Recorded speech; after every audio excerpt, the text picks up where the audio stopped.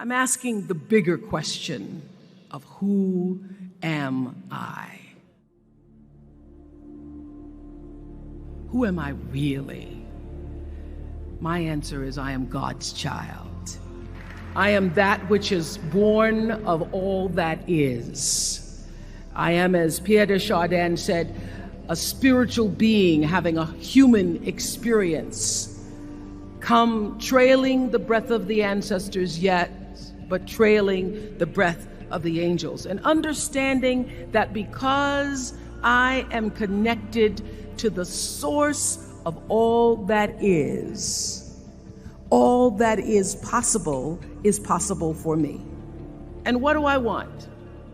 I don't want to just be successful in the world.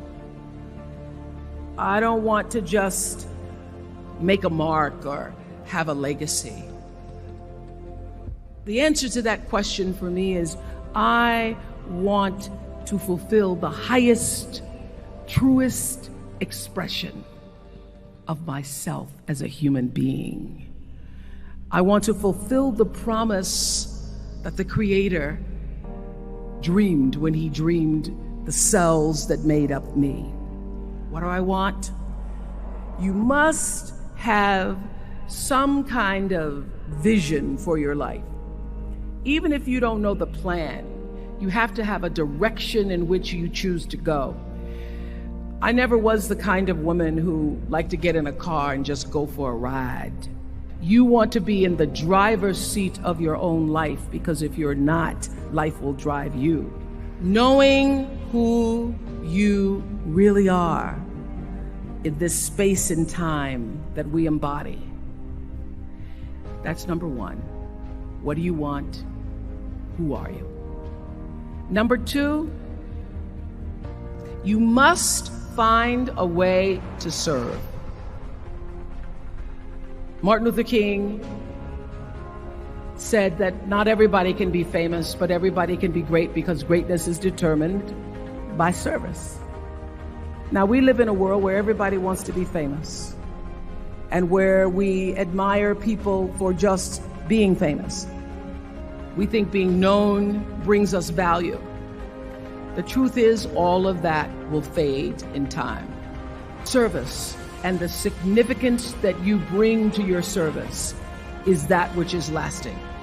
So to be able to, whatever your occupation or job or talent or gift is, our honorees today getting doctorate degrees, to apparently opposite fields, HIV and AIDS and the spoken word.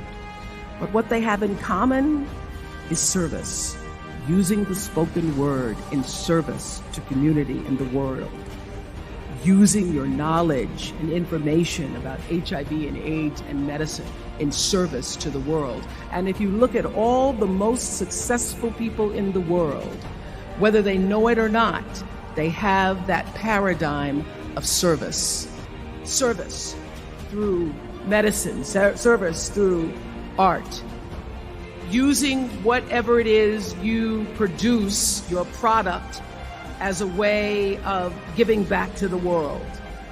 When you shift the paradigm of whatever it is you choose to do to service, and you bring significance to that, success will, I promise you, follow you. Be excellent.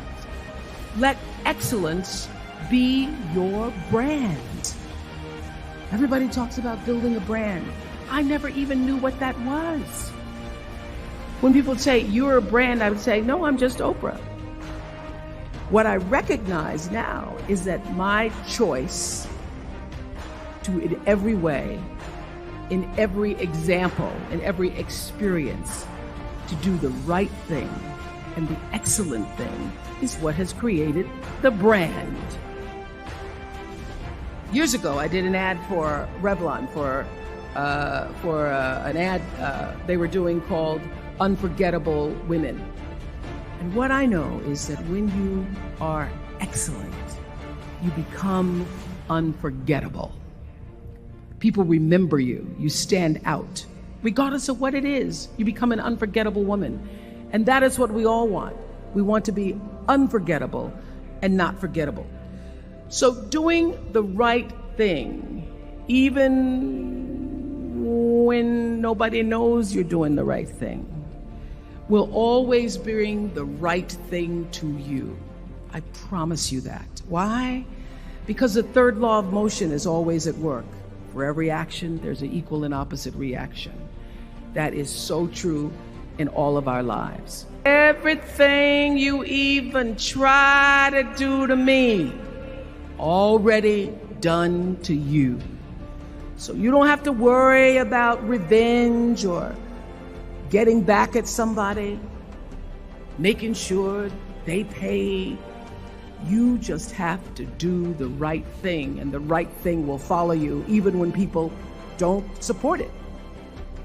I remember many times on my show. There are many shows y'all never saw.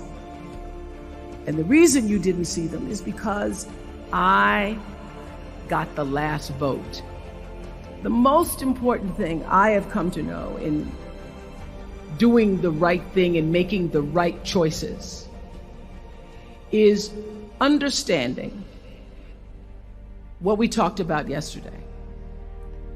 All of you leaving here have the potential for enormous success. There's a price that comes with that. People don't always like you, and they're not always happy for you.